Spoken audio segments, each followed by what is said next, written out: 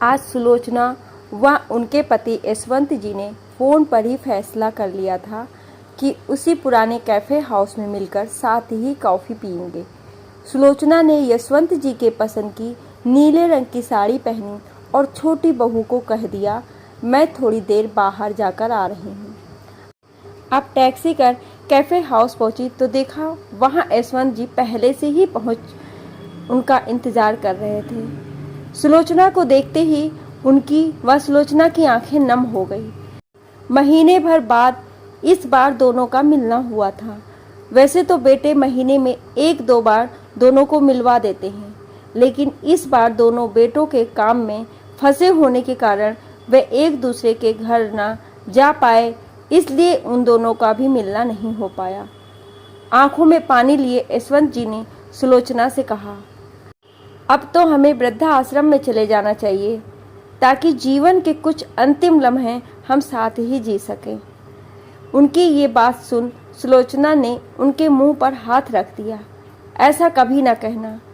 3 बेटों के माँ बाप होकर वृद्धा आश्रम जाएंगे तो दुनिया बच्चों पर थू थू करेगी।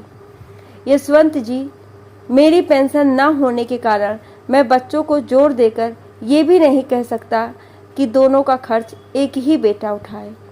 तभी सुलोचना ने छेड़ते हुए कहा, काफ़ी पर बुलाया है, पिलाओगे या यूं ही वापस जाना होगा। यशवंत जी ने मुस्कुराते हुए वेटर को बुलाकर एक शुगर फ्री और दूसरी स्ट्रॉन्ग हॉट कॉफ़ी का ऑर्डर दे दिया। कॉफ़ी आई तब तक दोनों एक दूसरे की तबीयत पूछने में लग गए। सुलोचना कहने लगी, पोते से अब चुपचाप आइसक्रीम लेकर तो नहीं खाते, शुगर बढ़ जाएगी। यशवंत जी, कभी कभी आदत है, इतनी जल्दी कहाँ सुधरेगी। कॉफ़ी खत्म करते ही सुलोचना बोली, मैं तो थोड़ी देर का कहकर निकली थी, बहू इंतज़ार करती होगी। थोड़ी ही देर में दोनों अपने अपने घर को चल दिए। सुलोचना मन ही मन दुखी हो रही थी कि इस वृद्धावस्था में पति के पास रहकर उनका ख्याल रखती, लेकिन यशवंत जी के रिटायरमेंट के बाद बच्चों ने यही तय किया था कि पापा मम्मी अलग अलग महीने तीनों बेटों के यहाँ रहेंगे। बेझिलसी सुलोचना टैक्सी से उतरकर घर में पहुंची। मम्मी, कहीं दूर तक चले गए थे क्या? चेहरे पर थकान है। सुलोचना ने संभल कर हाँ कह दिया और अपने कमरे की ओर बढ़ गई। मन ही मन यशवंत जी की वृद्धा आश्रम की बात को लेकर चिंतित भी थी, लेकिन उन्होंने रात भर करवटें बदलते बदलते तय कर लिया था कि वह बेटे बहू से बात कर अपने यशवंत जी के साथ ही तीनों बेटों के यहाँ बारी बारी रहेंगी। ये बागमां वाली जिंदगी से वे दोनों अब ऊब चुके थे।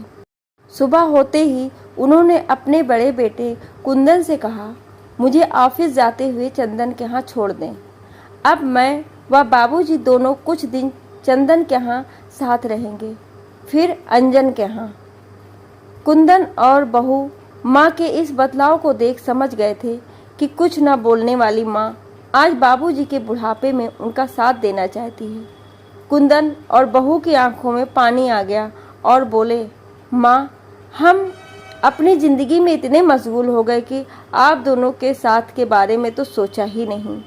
माँ, हमें क्षमा कर दो। आशा करती हूँ कि ये कहानी आपको अच्छी लगी होगी। कहानी अच्छी लगी हो तो लाइक, शेयर और कमेंट ज़रूर करिएगा, और ऐसी ही कहानियाँ सुनने के लिए हमें सब्सक्राइब ज़रूर करें। Thank you.